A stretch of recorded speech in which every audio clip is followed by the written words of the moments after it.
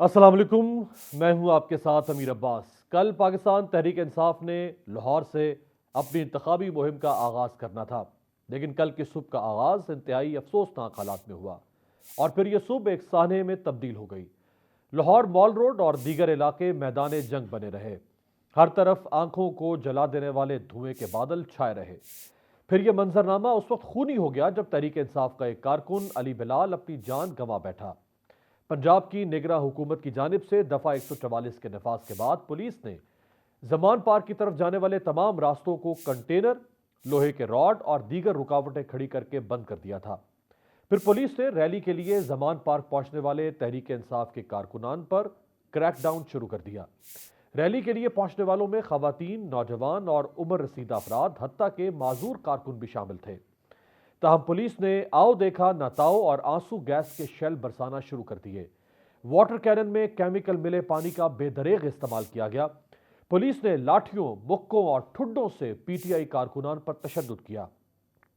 खवातीन कारकुनान पर भी वाटर कैनन से पानी बरसाया गया। जवाबन तहरीक इंसाफ के कारकुनान ने भी मुजाहमत करते हुए डंडों और पथराव से पुलिस को रोकना चाहा।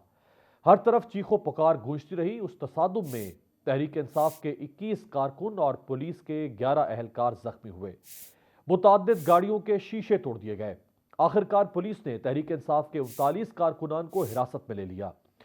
चेयरमैन तहरीक इंसाफ इमरान खान ने अपने पैगाम में कहा कि पार्टी कारकुन अली बिलाल जिंदा था जिसे पंजाब पुलिस ने कत्ल किया।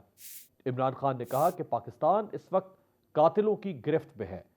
दूसरी जानिब जां बहक तहरीक इंसाफ कारकुन अली बिलाल के वालिद और तहरीक इंसाफ के वकला रात भर FIR के इंदराज के लिए पुलिस से दरख्वास्त करते रहे, लेकिन पुलिस ने एक न सुनी और बिलाल की हलाकत का मुकदमा पुलिस ने अपनी मुद्दयत में दर्ज कर लिया। बाद अली बिलाल की हलाकत के मामले पर पंजाब पुलिस ने इंक्वायरी कमेटी तश्कील दे दी। इंक्वायरी कमेटी गवाहों के बयानात लेगी और CCTV फुटेज, वीडियो क्लिप्स पर मुश्तमिल रिपोर्ट 3 रोज में IG पंजाब को पेश करेगी। इस सारी सूरत हाल ने बहुत से सवालात को जन्म दिया है। पंजाब में इलेक्शन की तारीख का ऐलान हो चुका, जलसे जुलूस जमहूरियत का हिस्सा है, लेकिन मुल्क की एक बड़ी जमात को रैली की इजाजत क्यों नहीं मिली? पुलिस ने निहत्ते शहरियों पर तशद्दुद क्यों किया? क्या इलेक्शन मुहिम के लिए PTI को लेवल प्लेइंग फील्ड से महरूम किया जा रहा है? पुलिस ने लाहौर जमान पार्क में तहरीक इंसाफ की रैली रोकने के लिए ताकत का इस्तेमाल क्यों किया? क्या इंतखाबात के करीब मुल्क की एक बड़ी जमात को दीवार से लगाने और मुकदमात के अंबार लगाने से मुल्क में सियासी बहरान और कशीदगी में इजाफा नहीं होगा? क्या यह बहरान और कशीदा सियासी हालात किसी बड़े खेल का हिस्सा तो नहीं? दूसरी जानिब लाहौर हाई कोर्ट ने साबिक वज़ीर आज़म इमरान खान की तकरीर नशर करने पर पाबंदी मुअत्तल कर दी है, जबकि क्वेटा की जुडिशल मैजिस्ट्रेट की अदालत ने इदारों के खिलाफ बयानात के केस में साबिक वज़ीर आज़म इमरान खान के नाकाबिले जमानत वारंट गिरफ्तारी जारी कर दिए हैं।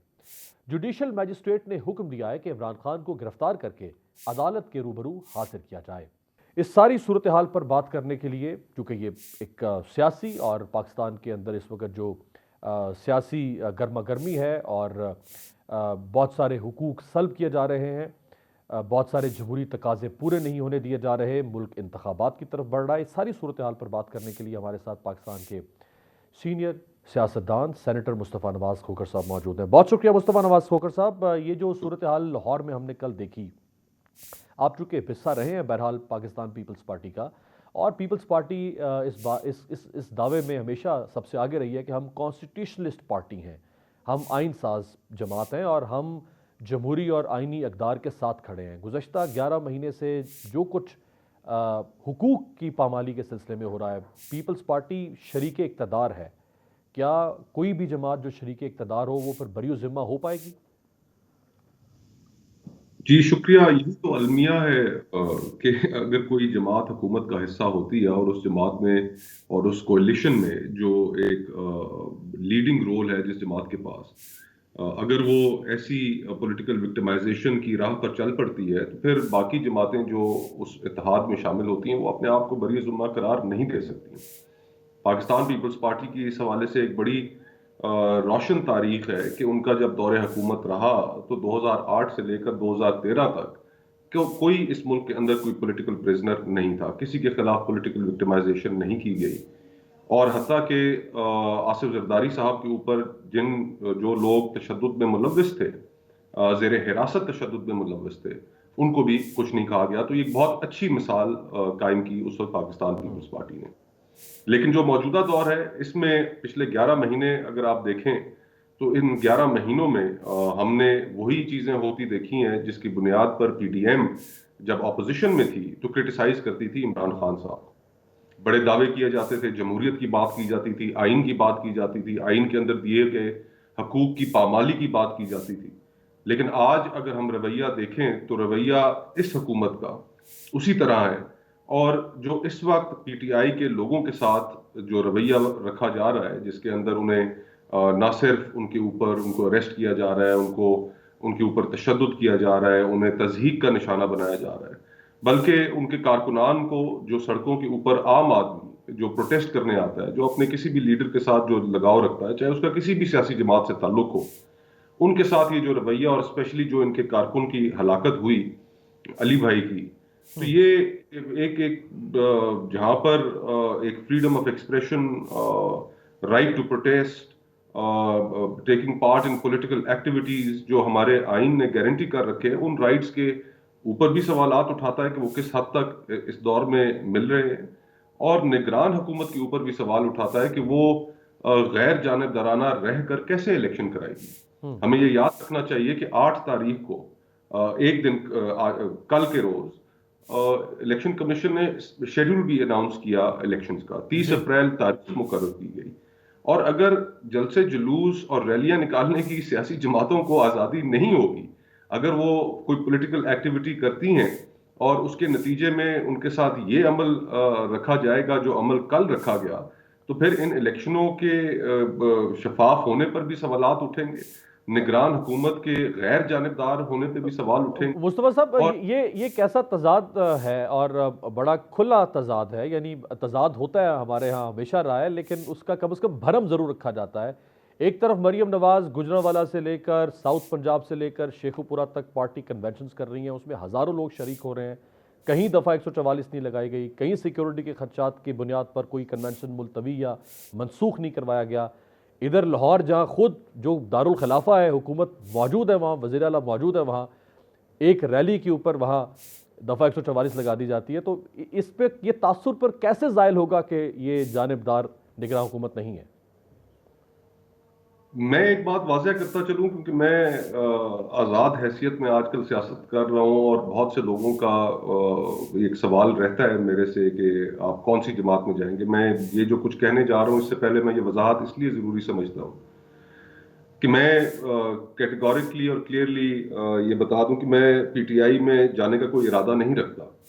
لیکن اس وقت عمران خان صاحب کی جو پاپولیرٹی ہے اس میں کوئی دو رائے نہیں ہے. اس وقت جو یہ کچھ سارا ہو رہا ہے، ہمارے اس ملک کی اسٹیبلشمنٹ، جو پولیٹیکل آرڈر ہے، جو سیاسی جماعتیں اس وقت حکومت میں ہیں، وہ ساری کی ساری اس دباؤ کا شکار ہیں کہ جو ان کی حکومت کی پرفارمنس رہی ہے، جو مہنگائی کا عالم ہے، جو اس وقت اس ملک کا، چاہے وہ تاجر طبقہ ہو، مزدور طبقہ ہو، کسان ہو، مڈل کلاس ہو، کسی آپ ورکنگ کلاس ہو، کوئی شخص اس وقت اس حکومت کی کارکردگی سے خوش نہیں ہے اور مہنگائی کے ایک بہت بڑے بوجھ تلے دبا ہوا ہے جو ہماری معیشت کی حالت ہے. تو اس وقت یہ تمام لوگ جو ہیں ایک خوف کا شکار ہیں کہ اگر الیکشنز ہوتے ہیں تو ان الیکشنز کے نتیجے میں عمران خان صاحب کو جو عوام کا موڈ نظر آ رہا ہے، شاید ایک واضح برتری حاصل ہو. اور یہ اس ڈیموکریٹک پروسیس کو بھی ڈی ریل کرنا چاہتے ہیں، سبورٹ کرنا چاہتے ہیں. حیرانی ہوتی ہے کہ جب وہ جماعتیں جو صبح شام جمہوریت اور آئین اور ڈیموکریٹک کنونشنز کی باتیں کرتی تھیں، آج کتنے آرام سے کہہ دیتی ہیں کہ ہاں اگر آئین پر عمل نہ ہو تو کوئی حرج نہیں ہے، الیکشنز 90 روز میں نہ ہو تو کوئی حرج نہیں ہے. جن جماعتوں کے اکابرین کے اس آئین پر دستخط ہیں، وہ بڑے فخر سے یہ بات کہہ دیتے ہیں کہ الیکشنز اگر ڈیلے ہو جائیں تو ہمیں اس پر کوئی اعتراض نہیں ہوگا. تو یہ بنیادی طور پہ خوف تو اسی چیز کا ہے. تو میں تو یہ سمجھتا ہوں خوف ہے یا کوئی مصطفیٰ صاحب، ایک تو خوف ہے، ہو سکتا ہے کوئی مجبوری بھی ہو سکتی ہے نہ بولنے کی یا نہ کھڑا ہونے کی، کیونکہ بلاول صاحب اگر سیلاب کے حوالے سے ان کو پیسے نہیں دیتی وفاقی حکومت تو وہ دھمکی دے دیتے ہیں کہ ہم حکومت چھوڑ دیں گے. اگر مردم شماری پر ان کے تحفظات دور نہیں ہوتے تو وہ دھمکی دیتے ہیں کہ ہم حکومت چھوڑ دیں گے. ایم کیو ایم دھمکی دیتی ہے ہم تو حکومت چھوڑ دیں گے. یہاں سیاسی مقدمات انتقامی نوعیت کے درج ہو رہے ہیں, یہاں صحافیوں کو ہراساں کیا جا رہا ہے, ایک صحافی قتل ہو جاتا ہے پاکستان سے باہر, یہاں جمہوری حقوق سلب کیے جا رہے ہیں, یہاں زباں بندی ہو رہی ہے, لیکن کوئی اتحادی جماعت نہیں کہہ رہی ہم حکومت چھوڑ دیں گے. مجبوری ہے کیا؟ مجبوری تو نہیں ہے, یہ پاور پالیٹکس ہے جس نے اس پاور پالیٹکس نے اس تمام جس کو کئی ہمارے جو رائے دینے والے سنجیدہ رائے رکھنے والے لوگ ہیں انہوں نے اس کو بھانمتی کا کنبے کا نام دیا ہے. ایک چیز جو اس وقت سب کو جوڑے رکھی ہے وہ ہے اقتدار, اور اقتدار سے چمٹے رہنے کے جو فوائد عمومی طور پر ہمارے ملک اور معاشرے میں دیکھے جاتے ہیں وہی اس کی بنیادی وجہ ہے. اگر عوام کے ایشوز کی اوپر بات ہوتی تو اس وقت جو پرائس اس ملک کے عوام پے کر رہے ہیں وہ تو بہت بڑی ہے. اس وقت ملک ایک معاشی بدحالی کی طرف جا چکا ہے. ہم ڈیفالٹ کر سکتے ہیں, ڈیفالٹ کا خطرہ ایک ریالٹی ہے, ہماری معیشت کی کوئی سمت نہیں, اور اس کے نتیجے میں جو انجام ہونا ہے یہاں پر اللہ نہ کرے کہ ہم اس نہج پر پہنچیں, لیکن ایک بہت بڑی بحرانی کیفیت جنم لے سکتی ہے کہ جس ملک میں ایتھنک فالٹ لائنز ہوں, جس ملک میں ریلیجس فالٹ لائنز ہوں, تو وہاں پر اس طرح کی جب افراتفری کا عالم پڑے گا تو خدا خیر کرے. تو ان ساری چیزوں کو مد نظر رکھتے ہوئے میں تو یہی سمجھتا تھا کہ پہلے دن سے میں نے یہی موقف رکھا کہ تحریک عدم اعتماد کے بعد ہمیں فوری الیکشنز کی جانب بڑھ جانا چاہیے تھا, اور شاید اس وقت ہم اس پوزیشن میں ہوتے کہ نیک ٹو نیک مقابلہ ہم کرتے عمران خان صاحب سے. اس وقت عمران خان غیر مقبول اور آپ لوگ مقبول جماعتیں تھیں. جی ہاں, اور اب صورتحال یکسر مختلف ہے, اور لیکن پھر بھی جو پولیٹیکل پروسیس کا حصہ جو جماعتیں ہیں ان کو قطع نظر کسی بھی حالات سے الیکشن سے نہیں گھبرانا چاہیے. اس وقت پورے ملک میں ایک تاثر پھیلا ہوا ہے کہ حکومت میں موجود جماعتیں الیکشن سے بھاگ رہی ہیں, گھبرا رہی ہیں. بہت بہت شکریہ مصطفیٰ نواز کھوکھر صاحب. بہرحال وہ اس وقت ایک آزاد سیاسی حیثیت رکھتے ہیں, ایک وسیع سیاسی تجربے کے بعد پاکستان کے اپر ہاؤس کا حصہ رہے, حکومت کا ماضی میں حصہ رہے, اور ان کی آزاد رائے کو اس وقت ایک بڑا طبقہ پاکستان میں سراہ رہا ہے. ایک بریک پر جاتے ہیں, بریک کے بعد بات کریں گے خیبر پختونخوا کے گورنر ابھی تک انتخابات کی تاریخ کا اعلان کیوں نہیں کر رہے.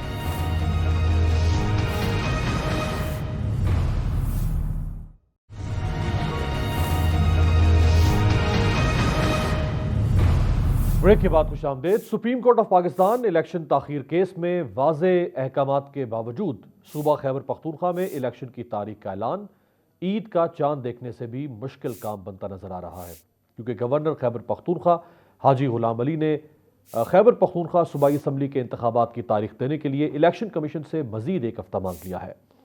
گورنر غلام علی نے سیکرٹری الیکشن کمیشن کی سربراہی میں آنے والی کمیٹی سے کہا کہ وہ اگلے ہفتے آ کر ملیں. سیکرٹری الیکشن کمیشن نے گورنر خیبر پختونخوا پر واضح کیا کہ وہ الیکشن کی تاریخ دینے کے پابند ہیں. گورنر تاریخ دیں تاکہ 90 دن میں انتخابات کرائے جا سکیں. سپریم کورٹ نے اپنے فیصلے میں یہ واضح کیا تھا کہ جب گورنر خیبر پختونخوا کے حکم پر اسمبلی تحلیل کی جاتی ہے تو یہ گورنر کی آئینی ذمہ داری ہے کہ وہ جنرل الیکشن کی تاریخ کا اعلان کرے. تاہم بظاہر ایسا لگ رہا ہے کہ گورنر خیبر پختونخوا اپنی آئینی ذمہ داری پوری کرنے میں ٹال مٹول سے کام لے رہے ہیں. اس کے برعکس پنجاب میں الیکشن کا شیڈول جاری ہو چکا ہے اور وہاں عام انتخابات کا انعقاد 30 اپریل کو کیا جائے گا. الیکشن کمیشن کی جانب سے جاری شیڈول کے مطابق امیدواروں کی جانب سے کاغذات نامزدگی 12 سے 14 مارچ تک جمع کرائے جا سکیں گے اور کاغذات نامزدگی کی جانچ پڑتال 22 مارچ تک ہوگی. الیکشن شیڈول کے مطابق کاغذات نامزدگی پر اپیلیں 27 مارچ تک جمع کرائی جا سکیں گی. الیکشن ٹریبیونلز اپیلوں کو 3 اپریل تک نمٹائیں گے. 5 اپریل تک کاغذات نامزدگی واپس لیے جا سکیں گے. انتخابی نشان 6 اپریل کو الاٹ کیے جائیں گے اور پنجاب اسمبلی کے انتخابات کے لیے پولنگ 30 اپریل کو ہوگی. اسی صورتحال پر بات کرنے کے لیے ہمارے ساتھ موجود ہیں صدر سپریم کورٹ بار ایسوسی ایشن پاکستان کے سینئر معروف ماہر آئین و قانون عابد زبیری صاحب. عابد صاحب آپ کا بہت شکریہ. سپریم کورٹ کے فیصلے کو کئی روز گزر چکے ہیں, پنجاب کی تاریخ ہمارے سامنے ہے 30 اپریل, لیکن خیبر پختونخوا کے گورنر ابھی تک تاریخ دینے کو تیار نہیں ہے. اس کے اوپر معاملہ اب سپریم کورٹ میں کیا دوبارہ جائے گا, کیا کوئی کنٹیمپٹ کا کیس داخل ہوگا؟ بسم اللہ الرحمن الرحیم. بہت شکریہ. دیکھیے آپ کو یاد ہوگا جو فیصلہ آیا ہے, کیونکہ پہلے بھی انہوں نے ہولڈ کیا ہے سپریم کورٹ نے. اگر آپ کو یاد ہوگا کہ یہ آئینی اختیار جو خیبر پختونخوا کا تھا وہ گورنر کو دینے کا تھا, تو انہوں نے وہ اپنی ضوابطیت استعمال نہیں کی اور تاریخ نہیں دی. تو اس سے یہ ہوتا ہے کہ انہوں نے پہلے ہی آئین کی خلاف ورزی کر چکے ہیں وہ. اور اب کیونکہ وہ اب اس کو مزید تاخیر کر رہے ہیں, الیکشن کمیشن نے ان کو اپروچ کر لیا ہے, الیکشن کمیشن کیا ہے, تو یہ بالکل آئین کی خلاف ورزی اور سپریم کورٹ کے آرڈر کی خلاف ورزی ہے. تو بالکل اگر کوئی پارٹی اپروچ کرے گی, سپریم کورٹ جائے گی, الیکشن کمیشن بھی جا سکتے ہیں, وہ اپلیکیشن دیں کہ جی ہم تاریخ یہ دے نہیں رہے ہمیں, یہ بالکل آئین کی خلاف ورزی ہو رہی ہے جی وہاں. سپریم کورٹ پہلے بھی گورنر خیبر پختونخوا کے کردار کے حوالے سے اپنے فیصلے میں یہ تحریر کر چکی ہے, جو الفاظ ہے سپریم کورٹ کے کہ انہوں نے بریچ آف کانسٹیٹیوشن یعنی آئین کو توڑا ہے انہوں نے. سو وہ پہلے بھی آئین کو توڑ چکے ہیں اور ابھی بھی سپریم کورٹ کے فیصلے کو کئی روز گزر چکے ہیں, وہ پھر آئین کو توڑنے کی طرف جا رہے ہیں. سپریم اگر کورٹ دیکھیں آئین کو توڑنے کی سزا تو آرٹیکل 6 میں لکھی ہوئی ہے کہ آئین کو کوئی توڑے گا یا بینس پہ کرے گا یا کہے, لیکن بریچ کی بات کی ہے. اب بریچ کو آئین کو توڑنا کہتے ہیں یا اس کی خلاف ورزی. اگر خلاف ورزی کر رہے ہیں لیکن اس پہ یہ ہو سکتا ہے کنٹیمپٹ تو لگ سکتی ہے, کنٹیمپٹ ان پہ کنٹیمپٹ کے چارجز پہ ان کو سزا ہو سکتی ہے, لیکن آرٹیکل 6 لگانا اگر آئین کو توڑا جائے, کیوں بریچ میں نہیں سمجھتا لفظ جو ہے بریچ کا وہ آپ اس زمرے میں لے سکتے ہیں کہ یہ آئین شکنی ہوئی ہے. تو اس پہ کورٹ میں جو بھی پارٹی اپروچ کرے گی یا election commission approach supreme court میں کوئی اپلیکیشن لے کے جاتے ہیں اور بتاتے ہیں کہ جی ہم نے آپ کے حکم تھے, ہم آپ کے حکم کے مطابق ہم نے مشاورت کی گورنر خیبر پختونخوا سے, لیکن وہ تاریخ دینے میں ابھی تاریخ نہیں دے رہے, جو ایک قانونی حکم تھا اور ایک سپریم کورٹ کا آرڈر بھی تھا. تو اس کی اگر آرڈر کی وائلیشن ہوئی ہے تو اس پہ ان پہ کنٹیمپٹ پہ کورٹ چارجز پہ کورٹ ان پہ کنٹیمپٹ کا نوٹس دے کے ان پہ چارجز فریم کر سکتی ہے ان کے پھر اس طرح سے. عابد صاحب 30 اپریل کے انتخابات کی تاریخ اس لیے کرنا پڑی عدالت کو, یا یعنی عدالت کو یہ الیکشن کمیشن سے کہنا پڑا کہ بیئر منیمم ٹائم کے اندر آپ انتخابات کی تاریخ پریزیڈنٹ کے ساتھ مل کر دیں, تو انہوں نے 30 اپریل کی تاریخ پر اتفاق کر لیا, جو کہ 90 دن کا جو آئین کا دورانیہ ہے وہ گزرنے کے کافی دن بعد جا کے انتخابات ہوں گے. لیکن چونکہ اس وقت کو آپ انڈو نہیں کر سکتے تھے, چونکہ وہ پریکٹیکل نہیں تھا, سپریم کورٹ نے خود لکھا, اب گورنر تو اس سے بھی آگے تاریخ لے کر جا رہے ہیں. جی بالکل, دیکھیے یہ تو بالکل میں تو کہتا ہوں یہ آئین کے بالکل خلاف ورزی کر رہے ہیں وہ. اور میں اب دیکھیے اگر اتنی بڑی کانسٹیٹیوشنل پوزیشن ہے گورنر کی, اور آئین کے تحت وہ اپوائنٹ ہوتے ہیں گورنر, اور صدر کے ریپرزنٹیٹیو ہوتے ہیں under the constitution the province, اور اس کے باوجود آئین کی اس طرح کی وائلیشن کر رہی ہے, تو پھر آپ بتائیے پھر کہاں جائیں گے. اگر آپ عدالتوں کا حکم نہیں مانیں گے تو پھر ہمارا اسٹیٹ تو پھر ختم ہو جاتی ہے نا اس طرح سے کہ آپ نے کورٹ کی بات ہی نہیں ماننی. تو یہ تو بالکل خلاف ورزی ہو رہی ہے. اس پہ میں سمجھتا ہوں کہ ان کے خلاف ایکشن بنتا ہے. انفارچونیٹلی بڑے افسوس کے ساتھ یہ کہنا پڑتا ہے کہ وہ پتہ نہیں کیوں اس طرح سے آئین کی وائلیشن کر رہے ہیں, جو پہلے بھی وہ بریچ کر چکے ہیں, جو آپ نے الفاظ استعمال کیا آرڈر میں. عابد صاحب پہلے ہی یعنی انتخابات کی ترتیب اور انتخابات کا تسلسل پاکستان میں ٹوٹتا ہوا نظر آ رہا ہے. یعنی پہلے تو ہمیشہ پاکستان میں ایک ہی تاریخ پہ پورے ملک کے انتخابات ہوتے تھے, اب 2 صوبوں کے انتخابات علیحدہ اور باقی ملک کے انتخابات علیحدہ ہوں گے. یہی موقف حکومت اور حکومت کے جو ہم خیال دانشور ہیں یا وکلا ہیں وہ یہ دلیل پیش کر رہے ہیں کہ یہ انتخابات نہیں ہونے چاہیے اس لیے. سو اب تو پنجاب اور ایک لمحے کے لیے اب تو پنجاب اور خیبر پختونخوا بھی کی ترتیب بھی ٹوٹ جائے گی. پہلے پنجاب کے ہوں گے, اس کے بعد خیبر پختونخوا کے ہوتے نظر آ رہے ہیں. جی بالکل اسی طرح ہوگی, ترتیب ٹوٹ جائے گی. لیکن دوسری بات میں آپ کی پہلی بات کا جواب دینا چاہوں گا اگر آپ کی اجازت سے. دیکھیے آپ نے جو فرمایا کہ وہ ایک ہی وقت میں ہونا چاہیے, ہماری یہاں اصل میں ساری تاریخ یہ رہی ہے کہ ایک ہی وقت میں ہوتے. پہلے آپ کو یاد ہے 3 دن کے فرق سے نیشنل اسمبلی کے, قومی اسمبلی کے اور پروونشل اسمبلی کے الیکشن ہوا کرتے تھے, پھر انہوں نے تاریخ ایک کر دی. ہمیشہ وہ آپ دیکھیں کہ آٹومیٹک جب ہمارے یہاں آئین بحال ہوا اس کے تحت 5 سال حکومت پوری کرتی تھی, اس کے بعد آٹومیٹکلی تحلیل ہوتی تھی اور پھر الیکشن ہوتے تھے ہمارے یہاں, یا ایک دن پہلے وہ تحلیل کر دے تاکہ ان کو 90 دن مل جائیں بجائے 60 دن کے انڈر آرٹیکل 224(1). لیکن دیکھیے اس میں آئین میں کوئی اس طرح کی انٹرپریٹیشن نہیں ہے, یا اس کیس میں وہ لوگ آرگیو کرتے کہ جی اس طرح سے نہیں ہو سکتا. آئین یہ بات باور کراتا ہے کہ ایک ہی دن تاریخ ہو گئی. ان کے وکلا نے جو حکومت کے وکلا تھے ان کے لوگ تھے, انہوں نے اس طرح کی کوئی بات وہاں کورٹ کے سامنے پیش نہیں کی, اور ان کو کورٹ سے یہ کہنے کی کوشش نہیں کی. وہ بات یہ کرتے رہے, وکیل صاحب نے آرگیو کیا, سینئر وکیل صاحب نے, کہ جی 90 دن کا مطلب ہوتا ہے 90 دن کے بعد 90 دن کے اندر آخر میں تاریخ دی جائے گی. اس طرح کے آرگومنٹس وہاں ہوئے جو کورٹ نے نہیں مانے. تو اب ان کو یہ دیکھنا ہے, اگر وہاں اس طرح کی بات تھی باور کراتے کورٹ کو کہ جی ہمارے آئین یہ کہتا ہے کہ جی دونوں اسمبلیوں کے الیکشن ایک دن ہوں گے, اور یہ چیف منسٹر نے جو پہلے تحلیل کر دی ہے غیر آئینی ہے, غیر قانونی ہے. لیکن اس طرح کی بات نہیں ہوئی, کیونکہ یہ غیر آئینی غیر قانونی, آئین میں کوئی اس طرح کی وہ قدغن نہیں ہے کہ ایک ہی دن الیکشن ہوں گے. اور کیونکہ اور اس چیز کو اگر یہ بات ہے تو آپ اپنی نیشنل دیکھیں، بات دوسری طرف سے یہ بھی کی جا سکتی ہے کہ جی اگر یہی بات آپ چاہتے ہیں ایک ساتھ تو آپ بھی تحلیل کر دیجئے نیشنل اسمبلی اور ایک ساتھ الیکشن ہو جائیں گے، بلکہ باقی پروونشل اسمبلیز آپ کی جہاں پاورز ہیں. لیکن یہ کہنا کہ جی آپ جو چاہتے ہیں کہ جی وہ آٹومیٹکلی 5 سال کے بعد الیکشن ہو اور تحلیل ہو یا ایک دن پہلے آپ تحلیل کر دیں اسمبلی ہو تاکہ 90 دن آپ کو مل جائیں کیئر ٹیکر سیٹ اپ کو، تو یہ آئین میں اس طرح کی میں نہیں سمجھتا گنجائش ہے. اور آئین ایک سپریم کورٹ نے ایک آرڈر کر دیا کہ 90 دن، اور تھوڑا سا اس میں ایکسٹینشن اس وجہ سے دی کہ وہ الیکشن پیریڈ جو ہے سیکشن 57(2) کے تحت وہ ٹائم پورا ہوتا نہیں نظر آ رہا تھا، تو اس وجہ سے انہوں نے تھوڑا سا ایکسٹینشن، وہ بھی ایکسیپشنل سرکمسٹانسز میں اس وجہ سے کیونکہ یہ ڈسپیوٹ ہوئی وہاں، تو اس وجہ سے سپریم کورٹ نے یہ تھوڑی سی میں سمجھتا ہوں لیوے دیا کہ جی آپ تھوڑا کر سکتے. لیکن آپ صحیح فرما رہے ہیں، خیبر پختونخوا کے گورنر تو پتہ نہیں کہاں لے جا رہے ہیں، کیونکہ وہ تاریخ نہیں دے رہے، اس کی وجہ سے الیکشن شیڈیول نہیں آ سکتا، اور الیکشن شیڈیول کا جو دورانیہ دیا ہوا ہے وہ 52 دن کا ہے. سر بہت بہت شکریہ عابد زبیری صاحب، صدر سپریم کورٹ بار ایسوسی ایشن ہمارے ساتھ موجود تھے. پہلے سے جاری بحران میں گورنر کے تعاون نہ کرنے سے مزید بحران پیدا ہوتا ہوا نظر آ رہا ہے. ایک بریک پر جاتے ہیں، بریک کے بعد واپس آئیں گے. مریم نواز کے کچھ متنازع بیانات، یعنی ایسے بیانات جن کے اندر کچھ تضاد موجود ہے، اس پہ بات کریں گے.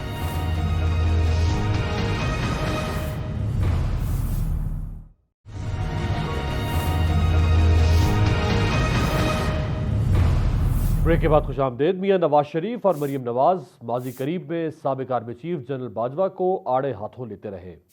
مسلم لیگ نون کی سابق حکومت کے خاتمے کا ذمہ دار جنرل باجوہ کو ہی ٹھہرایا جاتا رہا، لیکن بعد ازاں مریم نواز صاحبہ نے صرف جنرل فیض حمید کو نشانے پر رکھ لیا اور جنرل باجوہ کے معاملے پر مکمل خاموشی اختیار کر لی. اب مریم نواز جنرل فیض حمید کے کورٹ مارشل کا مطالبہ کر رہی ہیں، جبکہ جنرل باجوہ کے معاملے پر انہوں نے چپ سادھ لی ہے. حالانکہ جنوری 2020 میں جب پارلیمنٹ نے آرمی چیف جنرل باجوہ کی مدت ملازمت میں توسیع کی تو اس وقت مسلم لیگ نون نے اس ترمیم کے حق میں ووٹ دیا تھا، لیکن ستمبر 2021 میں مریم نواز نے اس معاملے پر یو ٹرن لیتے ہوئے کہا کہ وہ جنرل باجوہ کی مدت ملازمت میں توسیع کے گناہ میں شامل نہیں تھیں.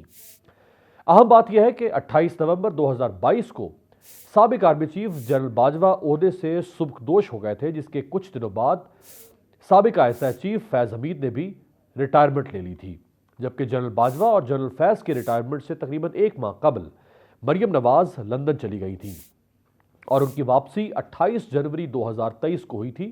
اس کے بعد ہی یک مریم نواز صاحبہ نے اپنے موقف سے یو ٹرن لیتے ہوئے اپنے ماضی کے تمام مصائب کا ذمہ دار جنرل فیض حمید کو قرار دینا شروع کر دیا، جبکہ جنرل باجوہ کے معاملے پر حیرت انگیز موقف اختیار کیا اور کہا کہ میرے پاس جنرل فیض حمید کی مداخلت سے متعلق ثبوت موجود ہیں، لیکن جنرل باجوہ سے متعلق کوئی ثبوت نہیں ہے. یہاں کچھ سوالات پیدا ہوتے ہیں. پہلا سوال یہ کہ کیا 3 بار ملک کے وزیر اعظم رہنے والے نواز شریف اور مریم نواز ماضی میں بنا ثبوتوں کے جنرل باجوہ پر الزام لگاتے رہے؟ دوسرا سوال، کیا مریم نواز ماضی میں جنرل باجوہ پر تنقید کر کے صرف پوائنٹ سکورنگ کرتی رہیں؟ تیسرا سوال، کیا نواز شریف اور مریم نواز نے اپنے موقف سے یو ٹرن لے لیا ہے یا پھر دال میں کچھ کالا ہے؟ چوتھا سوال، کیا مریم نواز ماضی میں صرف جنرل باجوہ کو دباؤ میں لانے کے لیے ان پر تنقید کرتی رہیں؟ پانچواں سوال، کیا جنرل باجوہ نے بیلنسنگ ایکٹ کے تحت مسلم لیگ نون کی قیادت کو سپورٹ کیا، اسی لیے نون لیگی قیادت نے ان کے معاملے پر یو ٹرن لے لیا ہے؟ نون لیگی قیادت ماضی میں جنرل باجوہ کے بارے میں کیا کہتی رہی؟ آئیے دیکھتے ہیں. کسی ایکسٹینشن میں اس گناہ میں شامل نہیں. آج باجوہ صاحب جب ریٹائر ہوئے تو انہوں نے لوگوں کو کہا کہ میں مانتا ہوں کہ عمران خان جیسا بلنڈر ہم سے ہوا ہے. یہ پاکستان کے 75 سالوں میں تاریخ کا سب سے بڑا بلنڈر تھا.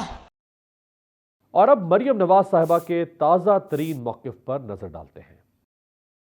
5 کا ٹولہ نظر آ رہا ہے. ان کا سرغنہ جنرل ریٹائرڈ فیض حمید تھا. وہ بیساکھیہ تھی جس پر اس کی حکومت کھڑی تھی. وہ شخص جس سے یہ بے فیض ہوا وہ دھڑام سے حکومت زمین پہ آ کر گر گئی. آج بھی جنرل فیض حمید کی باقیات بچا رہی ہے. جنرل فیض حمید چکوال سے بیٹھ کر آج بھی सारे ताने बाने पीछे से बैठ के जोड़ रहा है। जनरल फैज़ हमीद साहब उनके पास तशरीफ लाए और उनको कहा मरियम नवाज और नवाज शरीफ को आपने इलेक्शन से पहले बेल नहीं देनी, और अगर आपने उनको बेल दी तो मेरी 2 साल की मेहनत खराब हो जाएगी, बर्बाद हो जाएगी, ज़ाया हो जाएगी। इस सारी सूरत हाल पर बात करने के लिए हमारे साथ मौजूद हैं जनरल रिटायर्ड गुलाम मुस्तफ़ा साहब। जनरल साहब, मरियम नवाज़ मुसलसल जनरल फैज़ हमीद साहब पर तनकीद कर रही हैं और उनके कोर्ट मार्शल का मुतालबा कर रही हैं, लेकिन वो जनरल कमर जावेद बाजवा के बारे में खामोश हैं या उनके बारे में उतना सख्त रद्दअमल नहीं दे रही, जबकि वोट ऑफ नो कॉन्फिडेंस से पहले मुस्लिम लीग नून, नवाज शरीफ और मरियम नवाज़ ज़्यादा तनकीद जनरल बाजवा पर किया करते थे। वोट ऑफ नो कॉन्फिडेंस के बाद तनकीद हो रही है जनरल फैज़ पर। तो अगर कोर्ट मार्शल का मुतालबा करना है तो फिर जनरल बाजवा का मुतालबा ये क्यों नहीं कर रहे, सिर्फ जनरल फैज़ पर तनकीद क्यों हो सकती है? देखिए, जो रीज़न है वो खैर बेहतर बता सकते हैं, मैं सिर्फ क्या सराही है मेरी। इशू ये है कि जनरल बाजवा 4 स्टार हैं और जिस तरह अभी बातचीत चलती रही है और कहा जाता है कि जनरल बाजवा ने इनको सपोर्ट भी किया, ये आए भी यहाँ तक, तो ये समझते हैं कि वहाँ तक तो ठीक है। और चूंकि जनरल फैज़ को पहले DISA से चेंज किया गया, फिर जब उनको वहाँ से पेशावर से मूव करके भावलपुर ले आए, उस वक्त बातचीत हुई थी तो आर्मी ने कुछ ज़्यादा रिएक्ट नहीं किया था। तो ख्याल ये है कि he is comparatively softer target, number 1। Number 2, Noon league के पास या PDM एज ए होल उनके पास नैरेटिव नहीं है। अब जो नैरेटिव उन्होंने चुना है वो ये है कि 5 कटोले की बात की उन्होंने कि इनके इर्द गिर्द जो भी कहानी बनी जाएगी वो बनेगी इसके ऊपर, जिसमें कुछ मोहतरम जज साहबान भी हैं, कुछ रिटायर्ड हमारे चीफ जस्टिस भी हैं और जनरल फैज़ भी इस लाइन में उनको भी खड़ा कर दिया गया उन्होंने। और जो नैरेटिव ये बना रहे हैं कि हमारे खिलाफ ना सिर्फ ये कि पनामा एक साजिश थी, पनामा का सारा जो केस था जिससे चला वो भी एक साजिश थी, और हर स्टेज पर जनरल फैज़ उन्होंने हमारे खिलाफ हर तरीके से काम किया, जिसकी वजह से ना सिर्फ नवाज शरीफ साहब डिस्क्वालीफाई हुए, मरीम बीवी को भी सजा हुई। तो वो ये सारा ये बयानी लेकर वो सामने आ रहे हैं उस बयानी के मुकाबले में जो इमरान खान साहब ने इस वक्त आवाम को दिया हुआ है। इस बयानी को स्ट्रेंथन करने के लिए आज सारे में से जो सॉफ्टेस्ट टारगेट को नजर आया है वो सिटिंग जजेस मोहतरम जो है हमारे, उनके खिलाफ तो भी ये सिर्फ बात ही कर सकते हैं, कुछ और कह नहीं सकते। एक हमारे रिटायर्ड चीफ जस्टिस हैं, शायद उनसे भी कुछ घबराहट है क्योंकि उन्होंने भी इनके साथ काम किया हुआ है, तो वो भी शायद कुछ ऐसी बातें जानते होंगे कि शायद ये समझते हैं गुनगुनाई छड़ा जाए तो बेहतर है। तो अब इनका ख्याल ये है कि सॉफ्ट टारगेट ये हैं। इनको जनरल बाजवा के दौर में जब DISA के तौर पे चेंज किया गया, इमरान खान साहब के साथ कुछ मामला बिगड़े उस वक्त, फिर उनको पेशावर से जब लेके यहाँ पर आ गए तो उनका ख्याल ये कि सॉफ्ट टारगेट है। तो इस नैरेटिव में उनके ऊपर जब तक ये दबाव डालते रहेंगे और यही बात ले करते रहेंगे तो शायद ये पब्लिक बाई कर जाए कि फौज में इनके खिलाफ काम करने के लिए जनरल फैज़ साहब ने उस वक्त के सिटिंग चीफ थे, उनके मर्जी के बगैर खुद अपने इनिशिएटिव यही नुक्ता मैं आपके सामने रखना चाहूँगा। जनरल फैज़ ने जो इस पर रद्दअमल दिया या जो उन्होंने अपनी वजाहत पेश किया, उनका ये कहना है कि वो तो 2 स्टार जनरल थे और एक 2 स्टार जनरल चाहे जितना भी ताकतवर हो, वो अगर बहुत हद तक गलत काम करना शुरू कर दे तो वो अपनी फौजी क़यादत की मर्जी के बगैर कैसे कर सकता है। यानी अगर उन्होंने 2018 के इंतखाबात में नताइज तब्दील कर दिए, उन्होंने RTS बिठा दिया, उन्होंने किंग्स पार्टी बना दी, उन्होंने लोगों की पकड़ दकड़ शुरू कर दी, क्या ये मुमकिन था कि जनरल बाजवा के बगैर हो रहा हो? देखिए, उससे पहले तो DISA ही देख लेना, जब ये 2 स्टार थे और DGC थे, उसके उनके ऊपर तो DISA भी बैठे हुए थे ना, तो उनकी मर्जी के बगैर, उनके कंट्रोल के बगैर तो कुछ नहीं कर सकते। क्या हम कहना ये चाह रहे हैं कि हमारे ISA में तस्नीर लेवल पर हमने रोग एलिमेंट पाल रखी है? ऐसा नहीं हो सकता कभी भी। नंबर 2, जो भी हुआ, सही हुआ गलत हुआ वो तो तहकीक होगी तो पता चलेगा। बयानिए की हद तक तो जो बातें हो रही हैं वो हो रही हैं, लेकिन जो भी हुआ, अगर ISI ने कोई ऐसा काम किया बहसीत मजमूई, तो वो फिर डेफिनेटली उसको जो लीडरशिप आर्मी की और किसी हद तक मैं समझता हूँ सिविल लीडरशिप भी, उसकी भी इन्वॉल्वमेंट होनी चाहिए इसके बीच में। तो ये तो पेंडोरा's बॉक्स है। मेरी बीबी को शायद समझ नहीं है, या उनको जो समझाने वाले हैं या उनको जो लेके आने वाले हैं, ये PDM एज ए होल जो बात कर रही है, वो पेंडोरा's बॉक्स खोल रहे हैं वो। کیونکہ دیکھیے وہ پہلے ڈی جی سی رہے ہیں, اندرونی طور پر ان کو ساری چیزوں کا پتہ بھی تھا, پتہ بھی ہوگا, اور اس کے بعد وہ ڈی آئی ایس آئی رہے ہیں کافی عرصہ, اس دوران بھی سارا کچھ ان کو پتہ ہوگا. تو اگر وہ کہیں زبان کھول لیں, وہ بھی بات کرنا شروع کر دیں, تو پھر یہ جو مسئلہ کھڑا ہو رہا ہے یہ کہاں جائے گا؟ یہ انتشار تو آلریڈی ہے آپ کے یہاں پہ. جنرل صاحب, جو عمران خان الزام لگاتے ہیں جنرل باجوہ کے اوپر کہ وہ اس رجیم چینج آپریشن کا حصہ تھے, یا اس کے سہولت کار تھے, یا اس کو فیسیلیٹیٹ کر رہے تھے, یا کوآپریٹ کر رہے تھے, جو بھی لفظ استعمال کر لیا جائے, مریم نواز صاحبہ کا صرف اور صرف جنرل فیض حمید کے اوپر تنقید کرنا اور جنرل باجوہ کو مسلسل نظر انداز کرنا, کیا یہ اس تاثر یا عمران خان کے اس الزام کو تقویت نہیں دے گا کہ جنرل باجوہ چونکہ یہ ان کو فیسیلیٹیٹ کرنے والے تھے, یہ ان کے بینیفیشری ہیں, ان کا نام نہیں لے رہے, جنرل فیض کا نام لے رہے ہیں؟ جی آپ بالکل صحیح کہہ رہے ہیں. یہی کہا نا کہ ان کو یہ سمجھ نہیں ہے کہ یہ کیا پنڈورز باکس کھول رہے ہیں. ایک بات کرنے سے جو یہ بات کہنا چاہتے ہیں اس کے ساتھ اور بہت ساری جو امپلیکیشنز ہوتی ہیں وہ ان کو سمجھ نہیں ہے اس چیز کی. تو اب ان کو جس طرح آپ نے کہا, میں نے پہلے بھی عرض کی تھی کہ general Bajwa chief army staff تھے. نمبر 1 تو اگر کچھ ہوا, صحیح ہوا, غلط ہوا, ذمہ داری ان پہ آئے گی ڈیفینیٹلی. نمبر 2, جب یہ بات کرتے ہیں کہ فیض حمید کیا وہ اتنا پاورفل تھا پاکستان میں آئی ایس آئی کا چیف کہ وہ سب کچھ اپنی مرضی سے کچھ کر سکتا ہے, یہ نہیں ہو سکتا. کہ چیف آرمی صاحب بالکل ٹوٹلی انفیکٹو تھے, یہ بھی نہیں ہو سکتا. اب جو یہ بات یہ کر رہے ہیں, کیونکہ میں نے کہا نا کہ پہلے آپ سے عرض کی تھی کہ میں نے دبے لفظ میں بات کی تھی کہ جنرل باجوہ کے بارے میں کہا جا رہا ہے کہ وہ ان کو لانے والے ہیں تو ان کو اس لیے رہتا کر دیا گیا ہے. تو آپ بالکل صحیح کہہ رہے ہیں, جب یہ بار بار اس پہ زور دیں گے تو جو خان صاحب کا بیانیہ ہے اس کو مضبوط کریں گے. تو پوری طرح جو بھی بات کریں کو گول مطلب سمجھ کے, سوچ کے اور بڑے احتیاط سے بات کرنی چاہیے. کیونکہ جب مریم صاحب بات کریں گے تو میں سن رہا تھا شاید رانا سناول صاحب نے بھی یہ بات کی ہے کہ جنرل فیض کے خلاف انکوائری شروع ہو گئی ہے. مجھے نہیں پتا کس نے انکوائری شروع کی ہے, کس کے آرڈر پہ ہوئی ہے اور کس وجہ سے ہوئی ہے. اگر تو یہ جو پبلک سٹیٹمنٹس ہیں نون لیگ کی طرف سے اور خاص طور پہ مریم بی بی کی طرف سے اس وجہ سے ہوئی ہے تو بڑی خطرناک صورتحال ہے. کیونکہ پھر تو سیاسی پارٹیاں کل کو ہر بندے کا لے کے نام لے کے شروع کر دیں گے اس بات کرنا. بہت بہت شکریہ. جنرل ریٹائرڈ غلام مصطفیٰ صاحب ہمارے ساتھ موجود تھے. مریم نواز جو کچھ بھی جلسوں میں, عوامی میٹنگز میں سر بازار کہہ رہی ہیں, اس کا انہیں فائدہ پہنچ رہا ہے یا اس کا انہیں نقصان پہنچ رہا ہے, اس کا بھی پیمانہ بہرحال پاکستان میں انتخابات ہی کو تصور کیا جا سکتا ہے. اس کا اور کوئی پیمانہ یا کوئی عدالت فیصلہ نہیں کر پائے گی کہ مریم نواز کا یہ بیانیہ ان کو سیاسی فائدہ دے گا یا سیاسی نقصان. آپ سے ملاقات ہوگی اگلے ہفتے. دیکھتے رہیے گا تبدیلی.